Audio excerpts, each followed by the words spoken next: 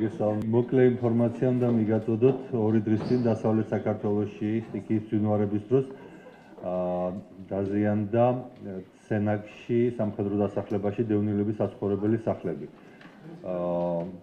ეს არის საცხოვრებელი, რომელიც დაკანონებულია. ჩვენ გადავწყვიტეთ, რომ გავანახორციელოთ პროგრამა, ყველა კორპუსს 30 კორპუსით გაცვლით სახურავებს და იატაკებს იმ ადგილებში, სადაც ეს იატაკები არის დაზიანებული. ზოგადად ეს არის ჭაობიანი ადგილი მთლიანად და ორ პროგრამას ვახორციელებთ. ერთი 9 მილიონიანი, რომელიც ახლა მიმდინარეობს და ოქტომბერში უნდა დამთავრდეს, რაც გულისხმობს ამ დაზიანებული სახურავებისა და იატაკების გამოსვლას და მეორე, რომლის პროექტირებაც მთავრდება და პროექტირების დამთავრებისთანავე დავიწყებთ, ეს არის დაახლოებით 1,5 მილიონი ლარამდე დაჯდება ალბათ.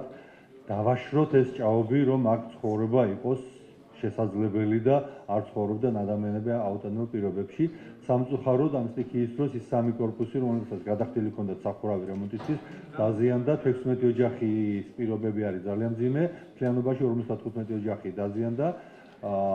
შპს გილანი, რომელსაც ჰქონდა ტენდერი მოგებული, იღებს პასუხისმგებლობას, რომ თავისი ხარჯებით სახელმწიფოს ჩარევის გარეშე ყველა ამ ოჯახს აღუდგენს იმ დაზიანებას, რაც მათ მიიღეს თავის ნივთებიანად და ხოლო 16 ოჯახი, რომელიც განსაკუთრებით დაზიანდა და განსაკუთრებით მძიმე პირობებშია, დროებით სანამ მათი საცხოვრებელი ბინები აღდგება, მათ გავიყვანთ ქირით და იცხოვრებენ ქირით, სანამ სრულად არ გარემონტდება შენობები და არ გადაიხურება ეს კორპუსები. ეს მინდოდა მეთქვა.